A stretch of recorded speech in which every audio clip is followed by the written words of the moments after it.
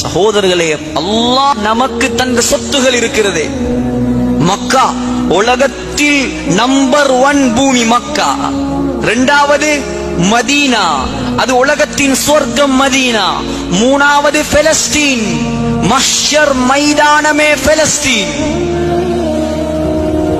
எவ்வளோ விளங்கணும் நாங்க, எவ்வளோ படிக்கணும் நாங்க.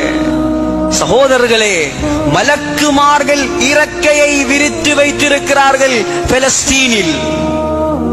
அல்லாஹ்வுடைய ரஹ்மத் இறங்கிக் கொண்டிருக்கிறது பெலஸ்தீனில். சகோதரர்களே, உலகத்தில் ஐரோப்பா கண்டத்தில் ஒரு நபி வந்தது கிடையாது. ஆனால் பெலஸ்தீனில் காலடி எடுத்து வைக்காத ஒரு நபி உலகத்தில் வந்தது கிடையாது.